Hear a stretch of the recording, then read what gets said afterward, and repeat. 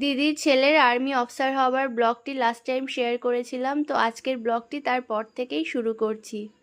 আসসালামু আলাইকুম, সকলে ভালো আছেন তো? তো আমার দিদির ছেলের জয়েনিং ছিল আর্মি বেস হসপিটাল ব্যারাকপুর।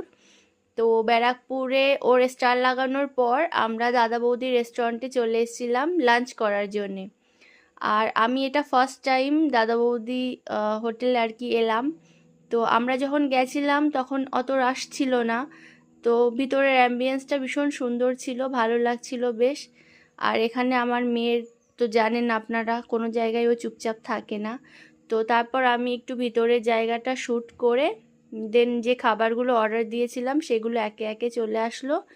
তো ফার্স্টেই স্যালাড দিয়েছিল আর এর সঙ্গে ছিল ডায়মন্ড ফিশ ফ্রাই টাইপ কিছু একটা। ফিশ ফ্রাইটা ভালো ছিল। আর তারপর আমরা একটা মাটন বিরিয়ানি আর একটা চিকেন বিরিয়ানি নিয়ে নিয়েছিলাম। আর তার সাথে ছিল চিকেন চাপ। তো এখানে হাজব্যান্ড ট্রাই করছিল আর কি। ফার্স্টে একটাই এসছিল, তো হাজব্যান্ড বলল দাঁড়াও আমি খেয়ে রিভিউ দিচ্ছি, তো ওর খুবই ভালো লাগলো। তো তারপর এখানে চিকেন বিরিয়ানি চলে আসলো আর দেন মাটন বিরিয়ানি। চিকেন বিরিয়ানিটা হাজব্যান্ড খেয়েছিল আর মাটন বিরিয়ানি আমি খেয়েছিলাম।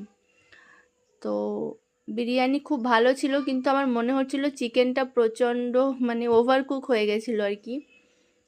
আর অনেস্টলি রিভিউ দিলে দাদা বৌদির বিরিয়ানি ভালো, কিন্তু যেহেতু আমরা মুসলিম ফ্যামিলি আর আমাদের ঘরের বিরিয়ানি সত্যি ভীষণ ভালো হয়, তো এই জন্যে আর কি বাড়ির সঙ্গে কম্পেয়ার করতে পারছি না। বাট আদার্স রেস্টুরেন্টে যেমনি বিরিয়ানি হয় সেই সঙ্গে যদি কম্পেয়ার করি তাহলে ডেফিনেটলি ভালো। তো এটা ছিল মাটন, আর মাটনটাও ওভারকুক ছিল, একদম গলা গলা টাইপ লাগছিল আমার কাছে। তো তারপর এখান থেকে খাওয়া দাওয়া শুরু করলাম।